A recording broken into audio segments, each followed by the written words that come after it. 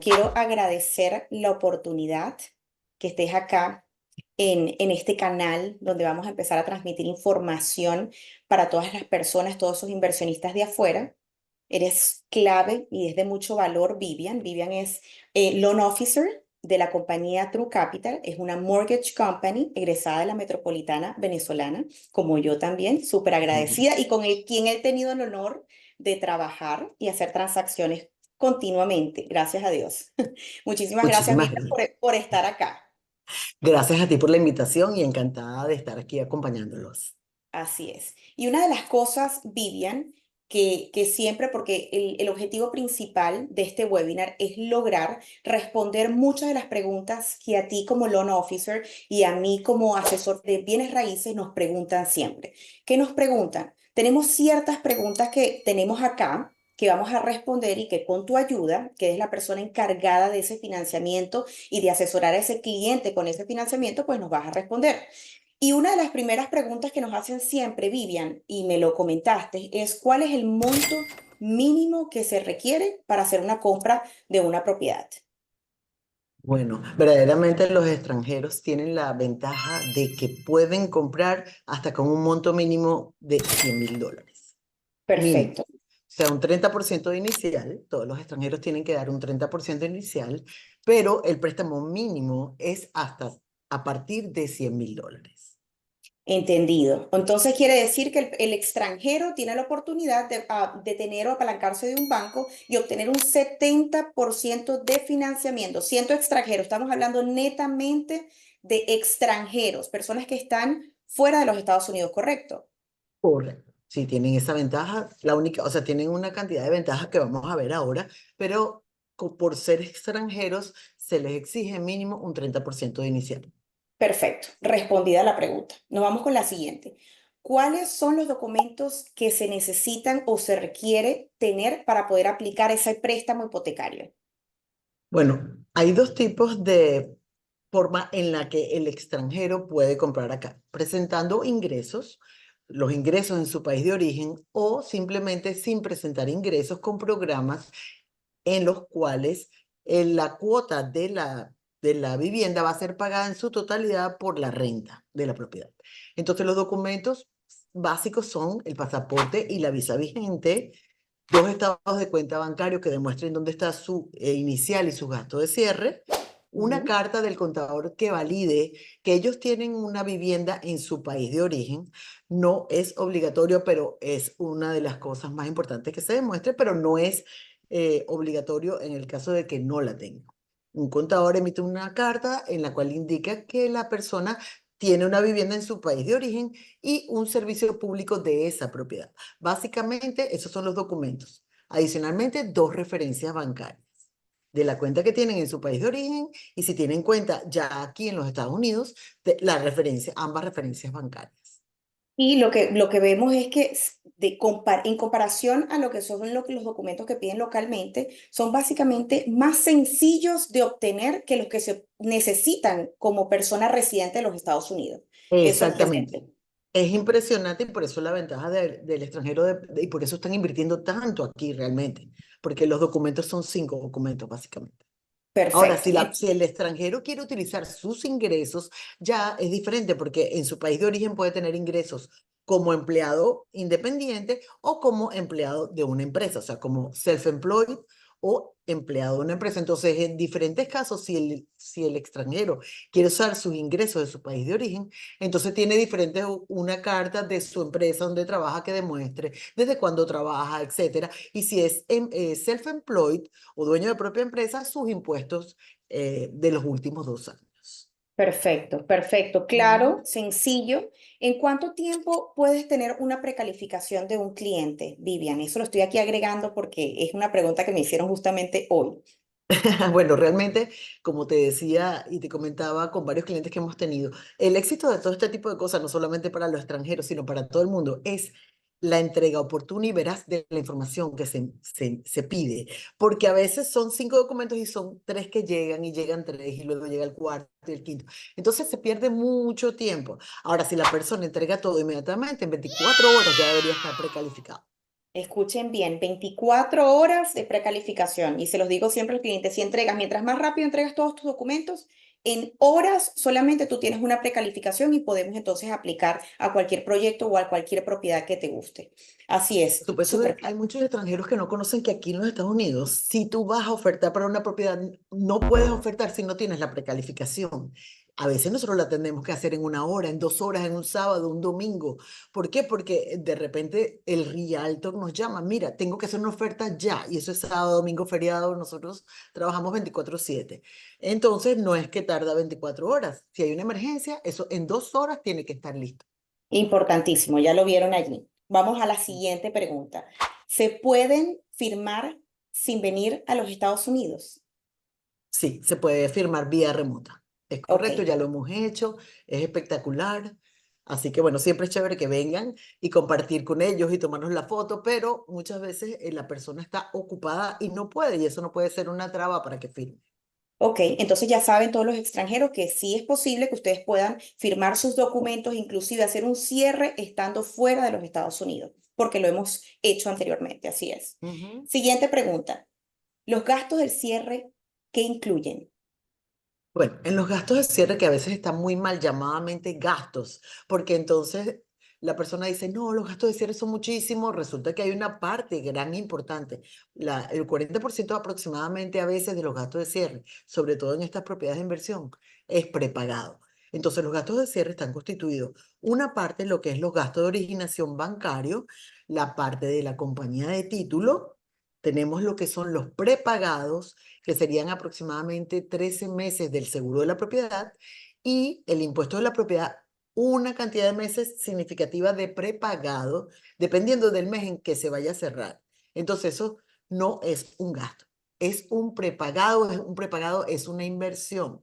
Por lo tanto, no es dinero que ustedes están botando a la basura, sino que son las normativas para tener el colateral totalmente protegido. Correcto. Entonces, ¿qué quiere decir y que quiero agregar que me parece súper importante? Estamos hablando netamente de préstamos para inversionistas extranjeros. Vuelvo y quiero clarificar para que lo tengamos sobre la mesa. Solamente estamos hablando de préstamos para inversionistas extranjeros. Ahora, vamos con la siguiente pregunta. ¿Qué tipo de ingresos se requieren para este préstamo? Ah, bueno, era lo que mencionaba anteriormente. El Ujú. más fácil de estos cinco es aquel tipo de préstamo que se llama DSCR, Debt Service Coverage Ratio, en el cual la cuota es cubierta por el alquiler. Por eso el papel de las realtors, de ver cuáles son los comparables de renta, para ver que cuando uno está calificando a ese cliente que dio un 30%, esa cuota de esa propiedad a la cual lo van a llevar a ver o la cual van a ofertar, esté cubierta por los comparables de alquiler. Entonces, ingresos que quiera usar el cliente realmente en su país serían como dueños de empresa o como empleados. Entonces, cada uno de ellos tiene una documentación diferente, pero muy sencilla. Y los que no quieran mostrar ingresos, simplemente no hace falta, usamos los programas en los cuales la cuota es cubierta por el alquiler. Exacto. De hecho, también esa pregunta también me la hicieron hoy. Y yo, mira, es muy sencillo aplicar. Tú como extranjero puedes obtener un crédito hipotecario muy fácilmente. ¿Y cómo se demuestra eso? Recuerda que va a ser una propiedad de inversión. Esa inversión va a tener un 70% de financiamiento y usualmente la propiedad o lo que es la renta va a cubrir esa parte. ¿Qué quiere decir? Que el banco, al ver que básicamente el nuevo tenant va a cubrir esa parte, ellos por lo general pues hacen la aprobación inmediata, ¿verdad? Luego que tenemos eso. Exactamente, y en el momento que se firma no tiene que estar alquilada ya la propiedad, porque a lo mejor hay que hacerle algún tipo de remodelaciones. Entonces, Buena respuesta. em- no es una emergencia. Por supuesto, lo ideal es que se alquile muy rápido para que el inversionista no pierda ni un minuto de su tiempo y dinero, ¿verdad? De su inversión. Pero no es que en el Ujú. momento del cierre ya tiene que estar alquilada. No, hay No propiedades, necesariamente, ¿verdad? no, Qué hay bueno, propiedades. este punto es tan importante. Ok, Sí, hay propiedades que ya, pues el inversionista corre la suerte de que ya están alquiladas y el inquilino va a continuar, pero hay ok, otros que no, y eso no nos va a afectar en una forma perfecto, negativa. Ahora, perfecto. si el inversionista quiere dar más, porque muchas veces no se quieren endeudar, muchas veces quieren comprar las propiedades de contado porque no tienen conocimiento de que estos procedimientos son de verdad, estos procesos son bastante fáciles. son sencillos, siempre está el trabajo en equipo. Entonces, si quieren a veces dar un 40%, un 50%, lo pueden dar. Mínimo un 30%. Perfecto, perfecto. Ahora nos iríamos con reservas en este tipo de préstamos. Las reservas, que siempre se Bueno, mencionan las reservas. las reservas quiere decir que el día del cierre deben presentar en banco 12 meses del equivalente a la cuota por 12 meses. Esa cuota incluye principal, interés, seguro, impuesto y asociación. Entonces, si la cuota da 2.500, 2.500 por 12, ese número solo deberán demostrar el día del cierre que lo tienen en una cuenta bancaria. No es un dinero que se va a congelar, nada. Es solamente precaución de que si llegara a pasar algo, de que si no se alquila en el momento que uno quisiera, pues hay un dinero allí que puede saldar, Ok. ir pagando esa mensualidad, pues. ¿Qué quiere decir? Que ellos tienen al momento del cierre demostrarle al banco que ellos tienen 12 meses de lo que es la cuota del mortgage para que simplemente es un requerimiento, el banco no se lo está Sí. quitando, ellos lo van a mostrar que lo tienen en su cuenta y ya. Exactamente. Perfecto. Muy buen punto para aclarar. Penalizaciones en este tipo de préstamos. Bueno, estos préstamos normalmente es el que da la mejor tasa, porque las tasas de estos préstamos no han variado en 4 años, no, no varían mucho, porque son tasas de inversión, es diferente. Entonces, normalmente estos préstamos vienen con 5 años de penalización, pero si uno quiere 2 años, entonces la tasa tiene un pequeño hit en la tasa, como quien dice, sube un poquito la tasa. Si quiere un año de penalización, 2 años, 3 años. ¿Qué quiere decir penalización? Que si yo quiero vender la casa antes de los 5 años, yo tengo que pagar 6 meses de interés del capital adeudado en ese momento. Entonces, pero yo lo que le digo a los clientes es mejor hacerlo a 5 años, utilizar esa tasa que está espectacular para extranjeros y después ir abonando, que es otra de las preguntas que vamos a ver, que se puede abonar hasta un 20% anual. Entonces, el préstamo está a 30 años fijo, pero si lo quieren pagar en 15 o en 7 o en 3 lo pagan. Lo que pasa es que cuando uno calcula un préstamo a 3 años, la tasa no es la misma que a 30. Entonces, no importa que esté a Qué 30, siempre que lo puedan importante pagar antes, o eso. sea, Sí, qué importante eso que acabas de decir, porque justamente es, también tengo esa pregunta pendiente. Los sí, clientes dicen, Ruth, yo tengo ya 60 años y yo no quiero, imagínate, aquí a 30 años son 90 años. Yo no sabía esa respuesta tan importante para los clientes, que es que agarra la tasa 30 años que tú vas a poder ir abonando a capital y lo puedes pagar en 15 o en 7 o en 3. exactamente. Mucha gente mayor, exactamente, tiene esa cuestión y me dicen lo mismo a mí, no me quiero, es que no me quiero endeudar, no me quiero endeudar, quiero comprar de contado. Yo le digo, pero es que pueden comprar dos, con el dinero que tienen para la de contado, se pueden comprar dos del mismo tamaño ya alquiladas. Entonces, lo que tienen que ver es, primero, que mucha gente piensa, no, que la tasa está alta. No, no está alta, porque no es lo mismo que casi un americano o un residente cuyos impuestos no están muy buenos porque son empleados, casualmente les toca esta misma tasa. O sea, es algo increíble. O sea, un americano, un residente, un asilado sin haber sido con permiso de trabajo, que sus impuestos por ser empleado independiente no están buenos, tienen que usar programas parecidos a este y les toca la misma tasa. O sea, mejor imposible si están consiguiendo tasas que son muy parecidas a las que nosotros tuviéramos que conseguir. Entonces, Así eso es es. lo que yo le digo, y abonen. Si lo tienes a 30 años y puedes abonar el 20%, van a disminuir el número de años hasta donde quieras. Si es que tienes un flujo de caja positivo que te permite abonar, o si quieres usar ese flujo de caja para comprar otra. Correcto, correcto. Depende de la personalidad, ¿no? Así Pero si es, así es. entienden bien, si la persona entiende bien de lo que estamos hablando y sabe de números, ya es cuestión de su decisión. Así, me parecen las preguntas han ido realmente donde necesitamos explicar. Me encanta. Otra pregunta, ¿cuánto te pueden prestar después del avalúo? Eso es una pregunta que se usa localmente y también para extranjeros, pero es bien Sí, para importante todos. para todo. Realmente, vamos a poner, es una propiedad de 300.000 y si viene el avalúo por 290, el menor es el que el banco va a utilizar. Entonces se va a tomar 290 y sobre ese 290 el inversionista deberá dar el 30% mínimo o lo que quiera dar y ahí vienen todos los cálculos. O sea, Exacto, siempre esa es va la a parte, prevalecer si el precio es menor al avalúo, entonces el banco va a prestar sobre el precio, el que sea menor de los dos.